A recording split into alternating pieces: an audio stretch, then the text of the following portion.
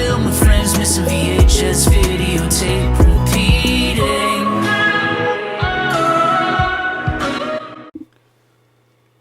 Welcome back, crew. Today we're looking at Ghostbusters 2 from 1989, Columbia Pictures Industries. This is also the 1989 RCA. I guess at this point it wasn't RCA home video in Columbia, it was Columbia TriStar home video. The RCA part had disbanded, sort of. But it still has the same matching sides as we've seen in the videos before, which I adore. See down here we got the RCA Columbia Pictures home video tag. Over here we got Columbia TriStar. But I like that they kept the general layout.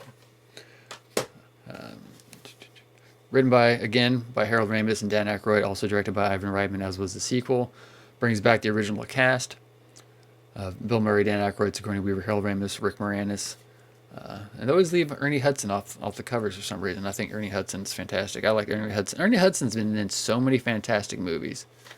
But he's just not somebody you think of when you think of like big movies like this. Like, I adore Ernie Hudson from the Ghostbusters movies.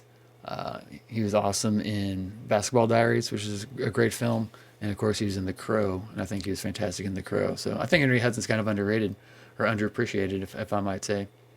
Movie came out in 1989. Again, this box art and layout and all that was also 1989.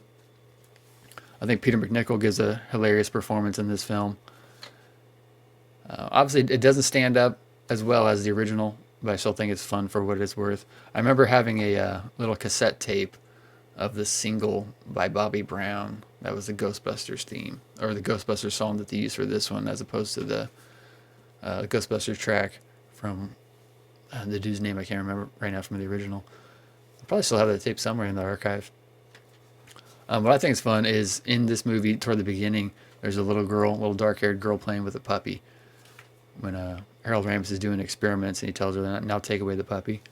That girl is actually Catherine Reitman, Ivan Reitman's daughter, who I grew up not really knowing her from that, but I used to watch this show on YouTube called Breaking It Down with Catherine Reitman, which is a movie review show that she hosted and put together, and I thought it was really fun, really enjoyable. She's very charismatic and definitely my type, long dark-haired woman.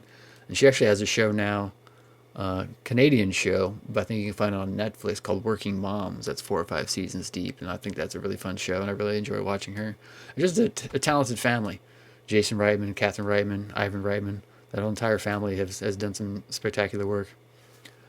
So again, Ghostbusters 2. I don't recall if I saw this in theater. I want to say I might have seen this one in theater. I don't recall at the time, but I remember growing up watching this one on HBO a lot. Again, I do enjoy it. It's not as good as the original, of course, but I still like it a lot.